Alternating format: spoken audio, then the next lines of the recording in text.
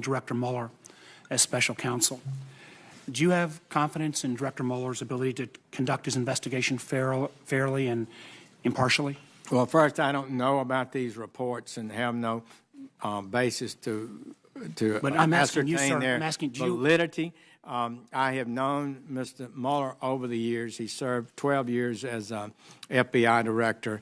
I knew him before that, and I have confidence in Mr. Mueller. So you have confidence he can do his job? But I'm not going to discuss any hypotheticals or what might be a factual situation in the future that I'm not aware of today, because I know nothing about the investigation. Do you believe? Fully recused I've got a series of questions, sir. Do you believe the President has confidence in Director Mueller? I have no idea. I've not talked to him about it. Now, if we commit to this committee not to take any personal actions that might result in Director Mueller's firing or dismissal? Well, I think I probably could say that with confidence, because I'm recused from the investigation. In fact, the way it works, Senator Warner, is that the acting Attorney General I'm aware of investigation, process, but I just wanted to get you on the record that you would not, Deputy Attorney General Rod Rosenstein, with your recusal, you would not take any actions to try to have Special Investigator Mueller removed. I wouldn't think that would be appropriate for me to do. Yes, sir, I agree. To your knowledge, have any Department of Justice officials been involved with conversations about any possibility of presidential pardons about any of the individuals involved with the Russia investigation? Mr. Chairman, I'm not able to comment on conversations with high officials within the White House. That would be a violation of the communications rule that I have to. Is that, just so I can understand, is the basis of that unwillingness to answer based on executive privilege, or what? It's a longstanding policy of the Department of Justice not to comment on conversations that the Attorney General has had with the President of the United States for confidential reasons that really are founded in the co-equal branch powers in the Constitution of the United States. But just so I'm understanding, does that mean, are you claiming executive privilege here today, sir? I'm not claiming executive privilege, because that's the President's power, and I have no power to claim executive privilege. What about conversations with other Department of Justice or other White House officials about potential pardons? Not the President, sir. Mr. Chairman, without in any way suggesting that I have had any conversations concerning pardons, totally apart from that, there are privileges of communication within the Department of Justice that we share, all of us do. We have a right to have full and robust debate within the Department of Justice. We encourage people to speak up and argue cases on different sides, and those arguments are not to be revealed. Historically, we've seen that they shouldn't be revealed. I would hope that you would agree that, since you've recused yourself from this investigation, that if the President or others would pardon someone during the midst of this investigation, while our investigation or Director Mueller's investigation, that would be, I would think, problematic.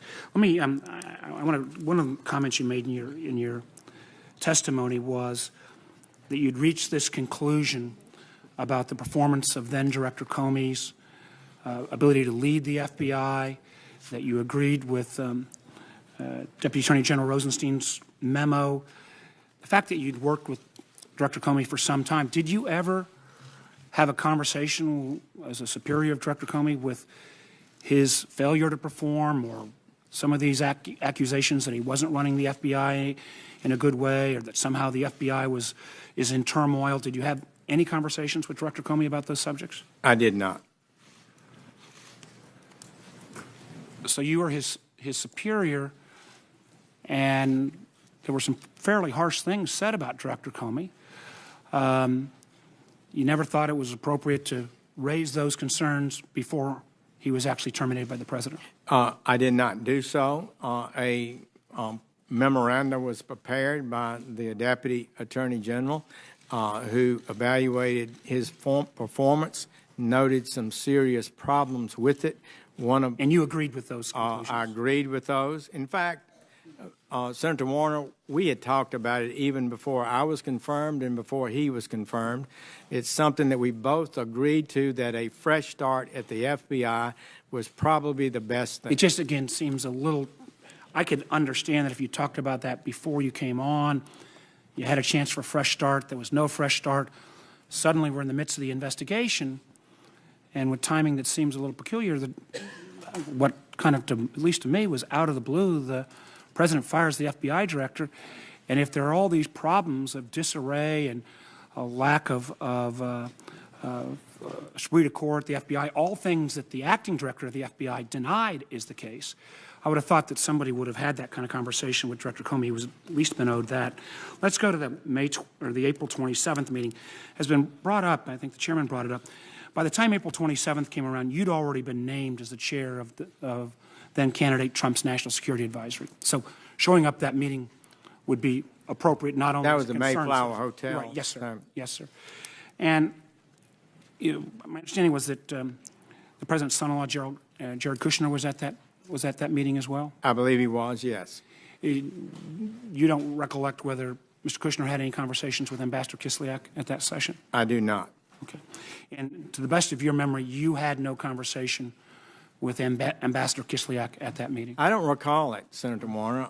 It would have been, certainly I can assure you, nothing improper if I'd had a conversation with him, and it's conceivable that occurred. I just don't remember it. But there was nothing in your notes or memories so that when you had a chance, and you did, I appreciate, correct the record about the other two sessions in response to Senator Frank and Senator Leahy, this one didn't pop into your memory, that maybe in the overabundance of caution that you ought to report that this session as well?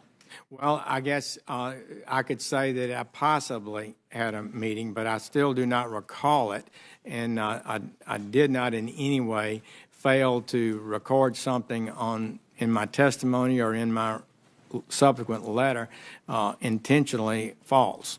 I understand that, sir. I'm just trying to understand when you corrected the record, and clearly by the time you had a chance to correct the record, I would have thought that you would have known that Ambassador Kislyak was at that April 27th session. It received quite a bit of press notoriety. And again, echoing what the chairman has said, just again for the record, there was no other meeting with any other officials of the Russian government during the campaign season. Not to my recollection. And I would just say with regard to the two encounters, one at the Mayflower Hotel that you referred to. Yes, sir. I came there not knowing he was going to be there. I don't have any recollection of even knowing he would be there. I didn't have any communications with him before or after that event. And likewise, at the event at the convention, I went off the convention grounds to a college campus for an event that had been set up. But at the Mayflower event. Well, let me just follow this up on that one. I didn't know he would be in the audience and had no. So at the Mayflower event, though, there was this, I guess, kind of VIP reception first, and then people went into the speech. Is that just so I get a? That's my impression. That's my recollection. And you were part of the VIP reception? Yes. Yes, sir. General Sessions, one of the, again, troubling things that that I need to sort through is, Mr. Comey's testimony last week was that he felt uncomfortable when the president asked everyone else to leave the room. He left the impression that you lingered with perhaps a sense that you felt uncomfortable about it as well. I'm going to allow you to obviously answer and correct if that's not the right impression. After this meeting took place, which clearly Director Comey felt had some level of uncomfortableness, you never asked Director Comey what took place in that meeting? Well, I would just say it this way. We were there. I was standing there, and without revealing any conversation that took place, what I do recall is that I did depart. I believe everyone else did depart, and Director Comey was sitting in front of the president's desk, and they were talking. So that's what I do remember. I believe it was the next day that he said something, expressed concern about being left alone with the president. But that in itself is not problematic. He did not tell me at that time any details about anything that was said that was improper. I affirmed his concern that we should be following the proper guidelines of the Department of Justice, and basically backed him up in his concerns, and that he should not carry on any conversation with the president or anyone else about an investigation in a way that was not proper. I felt he, so long in the department, former Deputy Attorney General, as I recall, knew those policies probably a good deal better than I did. Thank you, sir, and I thank you, Mr. Chairman. But it did appear that Mr. Comey felt that the conversation was improper. He was concerned about it, and his recollection of what he said to me about his concern, is consistent with my recollection. Senator Risch. Attorney General Sessions, good to hear you talk about how important this Russian interference and active measures